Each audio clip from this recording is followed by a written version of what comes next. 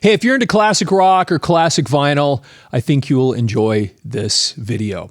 Now, if you follow this channel with any regularity, you know that one of the things we do is we read old record reviews, old concert reviews, and then what I try to do, if I have it, is get the record out. We have a huge collection here, and then we can at least show the record and talk about it, and to go along with the video. But there's a lot of times where I don't have the record for various reasons. Maybe I bought the CD, maybe I had the cassette tape, and for whatever reason, I just don't have the record in the collection. And so this channel gives me an excuse to buy records. So what I'll do then is, if we're talking about making a video about a particular thing, I'll go, if we don't happen to have the record in the collection, I'll just go buy it. And so here's a few records that I bought recently with the anticipating we're going to be making some videos, because a lot of times people will make suggestions on this channel. Hey, will you do a video about such and such? And then I'll just go, if we don't have it in the collection, I'll just go, order the video or order the record. And that's what this is. We've got a few records here. And I thought the last time we did this, we opened them up on camera and it went over so well. I thought, let's do that again. And before we open these up, I actually just want to shout out or say thanks to a couple of people. And although we haven't asked for it, we had a couple people recently send in some super thanks. And I just thought that was so cool. Just wanted to shout you out and say thank you for doing it. The first one is Tim Wilds 8082, and he sent us $5, which is just so cool. Anyway, really appreciate that. And then the other one was Terry IKE69, and he actually said, "Thanks. Here's a little money to help you buy Gretchen Goes to Nebraska on vinyl," which was so cool, because we just put out a video for King's X. We had several people request it. And I said when we made the video, as we were doing it, I said the only copies of the album that I could find were in Europe. And I just thought, we'll just order a CD for now and maybe the vinyl later. And so anyway, I ordered the CD and we did the video. If you haven't watched the video, it's pretty fun. So we have a video on King's X, Gretchen Goes to Nebraska. So we opened it up on camera and talked about it. I think we put it out yesterday. As I'm filming this, we just put the video out yesterday, and so so Terry afterwards sent us this super thanks, and the note there, it says, like I said, is here's a little money to help you buy Gretchen Goes to Nebraska on vinyl. I thought that was the coolest thing. Like I said, we're not asking for it, but it was really cool to have somebody just send in and say, here's the fund to help go buy that record. Anyway, Terry, thank you very much for doing that. That was super cool. And I guess we'll get that vinyl here, and then, because we got to do another video on it. If you watched the video, I need to spend a little bit more time with that record, and then we'll sometime in the future we'll do another discussion about it, because it surprised me how much I liked the King's X record. And so, right now this channel, although the channel is monetized, we're up to, I think when I checked this morning, we have about 10,700 subscribers, which, by the way, if you're a subscriber, we really appreciate it. Those numbers actually help. So although we do make some money off of some of the advertising, it's not a lot yet. And so I'm paying for all this stuff out of my pocket to just kind of help the channel grow. And we have we film this thing in a full-on production studio, which I own. And it's been kind of interesting doing this, because when I built this studio, it's a little bit like a mechanic who never works on his own car. When I built this production studio, my intention was to work on a lot of my own projects. But what happened is people started renting it and coming in, and I'm a videographer and cinematographer, and so people would come in and we'd help them with their advertising and marketing. Actually, over the years, had some really, really cool experiences and cool people in here, actually. We had, the one that you'd know for sure that's kind of widely known would be Ted Levine. Anyway, he was the guy that was in Silence of the Lambs. It puts the lotion in the bucket. You remember that guy? It was so funny because a lot of times people come in from out of town to film here because they just happen to be in town, or it's a center point for somebody or whatever. Because like I said, there's not a lot of places like this in the area, so we just get a lot of that business. And we get this phone call because apparently there'd been some movie and some audio had gotten kind of mixed up. And so they needed to have him re-record some stuff for a movie. And I honestly didn't even know who he was. So they booked the time. He came in, we recorded the stuff, and real nice guy. I didn't think anything of it. I didn't recognize him. And so as he's wrapping up his doing these little lines and things that he had to do in our sound booth, as he's wrapping up, I was like, hey, great meeting you. Thanks for coming in. I said, remind me, what was your name again? And he says, I'm Ted Levine. And I go, oh, cool. And so I, shake his hand and walk him out. And as I'm walking out with him, one of the guys that works here is in the other room going, Ted Levine, and so he comes running out and goes, dude, that's the guy in Silent. And I go, are you serious? I had no idea. And so anyway, Buffalo Bill from Silence of the Lambs, he's been in this production studio before. We've had a lot of cool people and a lot of cool experiences. But as I said, I just never, I would make little videos now and again for myself and have these little channels, but we just never spent a lot of time in it. And then it was about 4 months ago, I just decided we're going full on into this and we're going to make a channel. We're going to make it work. And so in that time, in the last, whatever it's been, about 4 months, we picked up over 9,000 subscribers just in that amount of time, which is pretty cool. So we're hoping to build this channel to the point that it will, it'll be able to fund itself and that kind of thing. But anyway, in the meantime, I'm paying all the bills here and the electricity and all the stuff. And this is not Crimea River. I don't care. I've been doing it for years and I love this place and we work with so many cool people and it's so much fun. But it's great to have a couple people like, hey, here's a few bucks to help you out with. And I'm like, that's actually pretty awesome you did that. So again, thank you very much for sending those things in. It just actually felt cool. And then to just get that and like, yeah, this is pretty neat. So we appreciate all the support everybody has given to us, the comments, the likes. We get all kinds of emails from people asking what they can do. And then just the fact that you're sharing it with people, putting it on your Facebook timeline, putting it on X. I've seen a lot of people do that. I mean, it's just so helpful. And if you like what we do and the cool things we're doing, and we have so many fun things planned. We're going to be doing a live show really soon. The plan is, and we'll see if this changes or not. The plan is we're going to start doing one a week. So I'm hiring a couple people to come in and help with that. Anyway, it's going to be a lot of fun. But let's talk about the important thing, which is new records. That's the thing. This channel has given me an excuse to buy records. When I was a kid, I never needed an excuse. I was buying them all the time.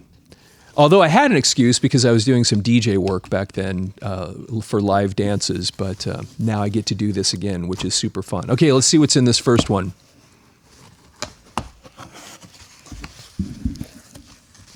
Okay. Yeah, I never had this. I think I know what this is. Yeah, I never had this on vinyl. So this is, and a lot of you can already tell what it is. Oh my gosh, I'm not sure why that's...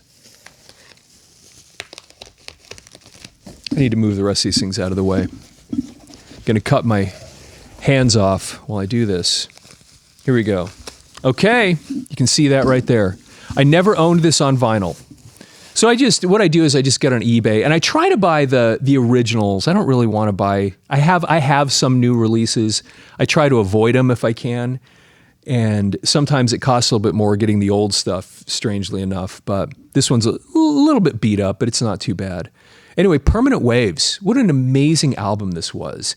And I've talked about it before, but as I recall, the first songs that I ever heard from Rush were actually from this album, which was Spirit of Radio and Free Will. And I think those were the first songs I ever heard. And man, you hear that opening riff, the guitar riff on Spirit of Radio. And I remember as a young guy, you'd have friends that, if you're a guitar player, you had other friends who were guitar players, and everybody wanted to learn how to play that beginning stuff on Spirit of Radio. It was so cool what Alex Lifeson does with that. And this whole song is so great. I mean, it's such a spectacular piece of music. And then even when it gets to the end and it kind of goes into that reggae beat, it was just it kind of showed you that just Rush wasn't afraid to just do stuff. And Free Will was such a great tune. Oh my gosh, it was so awesome. I will choose free will. Oh man, I loved that song. But yeah, those were some of my first, I remember hearing those on the radio and just thinking they were just so amazing. And this came out in 1980. And so, you know, they had Moving Pictures was after this, and then Exit Stage Left, and then they kind of changed a little bit. But this was kind of getting close to closing out this particular era of Rush. So let's take a look on the inside and see if there's anything. Okay, cool. Like I said, I'm sure I never owned this one actually on vinyl. So it's kind of cool just to have it and see it. So there's that side, and then a side with all the lyrics. Cool. This is exciting because we love doing Rush videos, and I consider myself a Rush fan, but I'm not the I've seen them 50 times in my life fan, which I know a lot of people that watch this channel are, but I have seen them a bunch of times. And I saw them on their last tour and took my son, and it was just, they're always awesome. Just always love them. And it's fun talking about them because of all the different phases that they went through. And everybody kind of has their own, you know, the time that they liked them. And I didn't like this phase so much, but I like this one. But what's so interesting about them is whether you liked the phase they were in or not, if they were coming through town, you'd still go see them because it was Rush, you know? So anyway, what a great band. So this is fun for me to actually finally have this. And we got this one because there were some videos that we wanted to do that we're going to talk a little bit about this one. And so I thought, we need to get that one in the collection. So there you go. Okay, there's number one. We've got 4 of them. We're going to go through 4 of these. Okay, number 2. This one is Fragile. As you can see, I have to be careful with these because sometimes they don't put protection between the blade and the record. And always...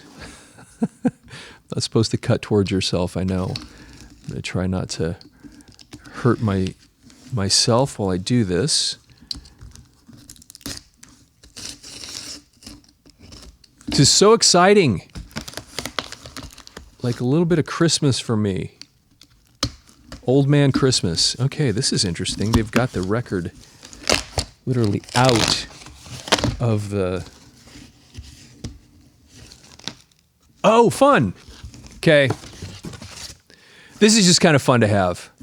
I was never like a humongous Twisted Sister fan, but I always liked them.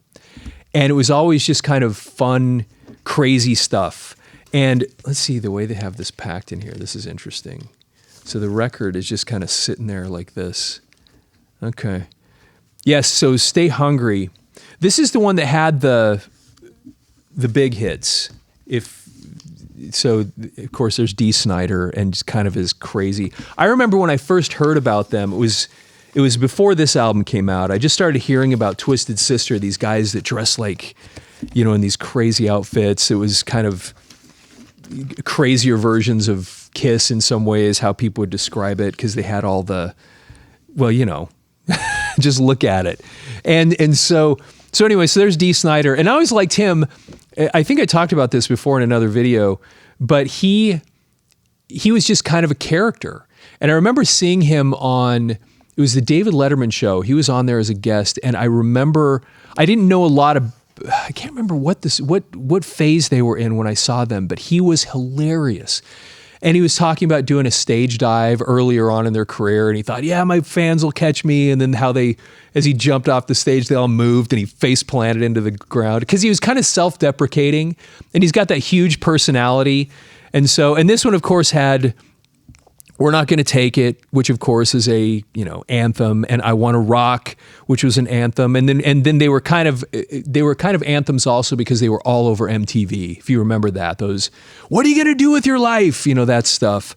And this was produced by Tom Worman too, who was just all over the place back in that period. I mean, he was working with Motley Crue and Dokken, and I mean, he was, a lot of these 80s metal bands, he was right in the middle of that stuff, and was very, very, a lot of his stuff became wildly successful. So anyway, so on the inside here's the guys. There's JJ French. Of all the names I know in Twisted Sister, these are the 2 that I know, Dee Snider and JJ French. I can never remember these other guys. But anyway, That's that. Play it loud, mother. This is so fun. All words and music written by Dee Snider. And then here's the other side of the album.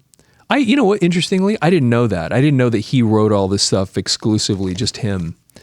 Anyway, he's such a character, and he's just an interesting dude. And it was just kind of fun, crazy music and a little anthemic. I remember listening to it, though, way back when. I thought the production, I know Tom Orman was super successful, but I didn't always love the way he produced it. Sometimes it sounded a little thin to me, but whatever. It was fun. And I think it was the song, wasn't Burn in Hell in Pee Wee Herman's Big Adventure, I think? Anyway. Okay, that's fun. I'm excited. And we're going to do a video about that at some point too. That was just too obvious when you start talking about the 80s and that period. Whether you like them or not, you got to talk about Twisted Sister. They were, because of that impact they had. They were just, those songs were such anthems. Okay, this is cool. I'm excited about this one. This one, I think, I know I never had this one on vinyl, but I think I had it in another format because I was always a Police fan. And this is one I wanted to talk about, and we were going to a while ago, and I was like, I don't have the record, I don't think. So anyway, I got on eBay and found it. And this was such a big album. Oh my gosh. I mean, when you think about, this came out in 83. This was their fifth record. And it was so, if you remember this, it was so big. It was so big. It was crazy how famous these guys got off of this. I mean, they were everywhere. And it was, and the music on this thing was so great. They were just, I don't know, it was the Police at their best. And it was a little bit less of they were known for kind of having that reggae sound a lot. And this had a little bit less of that. There wasn't as much of that reggae sound that they had on the previous records. So it had a little bit more in some ways of a commercial appeal because of that. Man, they were such an interesting group too. And they were great players, and the music that they would make with just the three of them.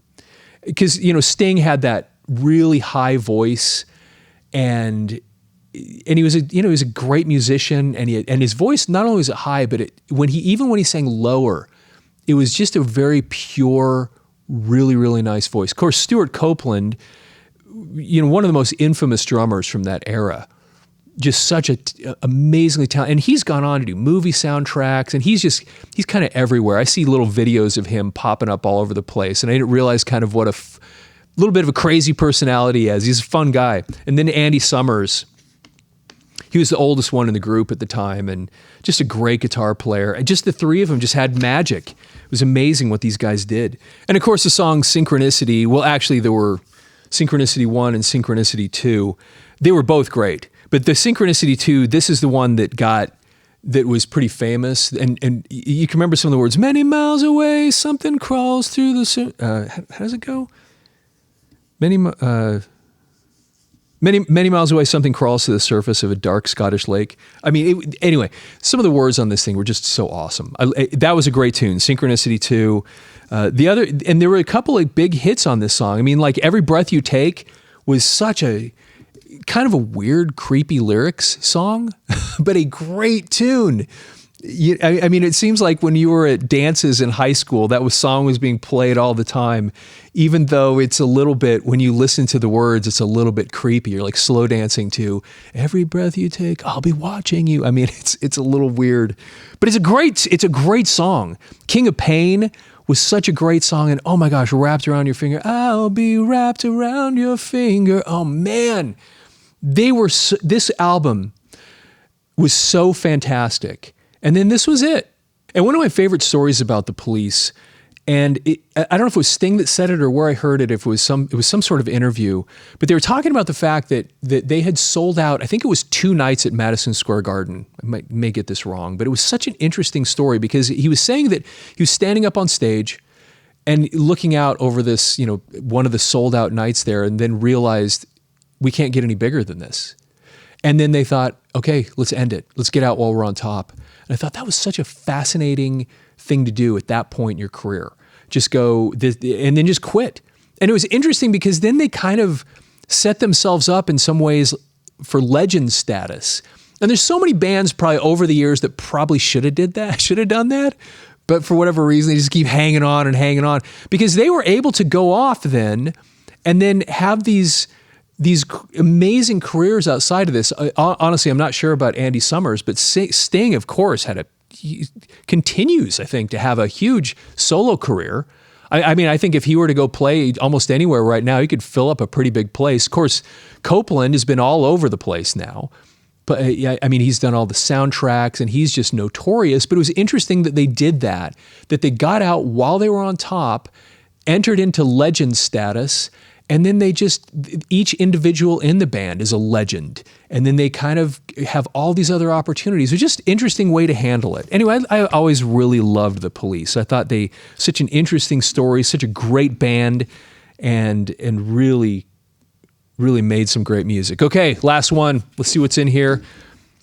This will be super fun. Again, Christmas time for little old me, sitting here in the studio. How do we get in here? Do not bend. All right, let's see what we got. Okay, we're still not quite in there. This is an odd box. I don't know what we've got going here. Huh. There we go. Okay. A band that I always loved. I love these guys. And this is one of those records that I don't know. I know I had this one on vinyl. I know I did. I know I had pretty much everything Rainbow ever put out. And for some reason, my Straight Between the Eyes, along with Bent Out of Shape, I can't find them. Now, there's a tendency to blame other people for something going missing, but I'm not sure that I can. I have a feeling that I did something and misplaced it because it was a couple of Rainbow albums. It suddenly just disappeared. And so it doesn't happen very often, but I loved Bent Out of Shape and I loved this one. These were Joe Lynn Turner albums. And I just thought these were so great. And Death Alley Driver was a great song. Stone Cold, of course, was a pretty big hit on this album. And I always liked Rainbow just because, of course, it was Ritchie Blackmore. And, it started out with Ronnie James Dio as the singer, and then Graham Bonnet was a singer for an album, and then it goes into this Joe Lynn Turner phase. And this one's produced, I forgot about that. This one was produced by Roger Glover, who, of course, was in Deep Purple with Ritchie Blackmore. He went off and had a big career as a producer. He actually played in this one too. You can see right there, he's the bass player. But he had a career as a producer outside of Deep Purple, outside of Rainbow, and outside of being a bass player. Like I said, he went off and worked with a lot of different groups. And Rainbow always had just great stuff. Every album had some really good tunes on it.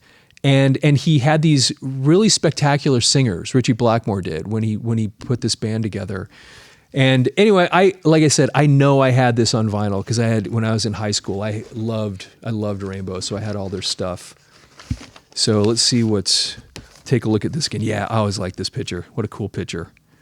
So, although I couldn't name these two guys right now, there's Joe Lynn Turner, Ritchie Blackmore, Roger Glover. I'm not sure. Let's see if we can figure out who those guys are and if I'll feel stupid not knowing who they are right off the bat. Because sometimes there are people that I go, oh yeah, I should know who he is. So it's David Rosenthal and Bobby Rondinelli, and I do not know which one is which. So anyway, I'm sure there are people watching this video that know which one is which. But even in Rainbow, he still had a lot of that Deep Purple sound. Just the way he would do his guitar and the keyboards and the way these things would be mixed, you always could hear little elements of little elements of Deep Purple in the Rainbow music. And it was great. I thought he had some really great, I can't tell you that I loved every song on every album, but I liked him enough that I bought them. And especially, like I said, this one, the song Stone Cold by itself was a good enough tune. And I think it was kind of a hit too. Yeah, this one's kind of ripped up. I'll have to deal with that later. I think that one got some airplay, the song Stone Cold. And then like I said, Death Alley Driver, I remember that was a great tune too. I'm going to have to listen to it again to remember the other tunes, but I liked them. I liked Rainbow a lot. So anyway, so it's kind of fun now to have this back. And like I said, we're going to be doing a bunch of stuff with Rainbow because we have all the Dio stuff and then the Joe Lynn Turner stuff. And now I got to make sure that I really don't have my bent out of shape anymore, and then get another copy of that. And then we'll be doing some more videos about Rainbow because I always really like these guys. So anyway, hey, I hope you enjoy this stuff. Like I said, I really appreciate all the support that everybody gives, all the comments. We get a bunch of emails from people that go to audiomover.com, and we've got a contact form there. So we're getting a bunch of emails from people talking about different things. And we're going to be doing some really fun things coming up. Like I said at the beginning, I think I mentioned, we're planning on starting a live show that'll probably just be once a week at first. But we're also going to have a schedule sometime in the next couple of weeks on when things are coming out. And I'll be doing the regular stuff I'm doing, but I'm actually getting some other people that I'll be working with on screen, talking about, like, going into specific topics that I know that there's people interested in these things. And we've actually recorded a couple things already that I'm super, super pumped about. There's a lot of cool things coming. And because you know what? I love this stuff. Probably too much. But it's just so fascinating to me, and it's fun because, I know a lot of stuff about these things, but I know there's people that know, like I said, those other two guys, and somebody's going to put it down in the notes. And then I get educated, and all the other people do too, that watch these things and then go read the notes and then start telling their concert stories, and it's so cool. And every time I put a video out, I go read the comments, and I learn something every time. These moments of, how did I not know that? And then you hear this and you go, okay. And that's another little thing that you can, and as we all kind of talk and comment and go through this stuff, it's kind of fun I think for all of us just to reminisce a little bit, to learn some things maybe we didn't know. And even more than that, to preserve something. And the tagline that I've used for Audiomover for many, many years is moving the past into the awesome. And the idea is that period of time from right around 1970, give or take a couple of years, to 1990, give or take a few years, was one of the most unique periods, and there will probably never be anything like it. The whole cycle of music and culture that happened during that 20, 25 year period, maybe 30 years, you could stretch it out, was just amazing. I don't think there'll ever be anything like it. And you go now and you watch so many artists, and I love a lot of new music, I do. But when you look at what's going on, we're moving into the rinse and repeat phase.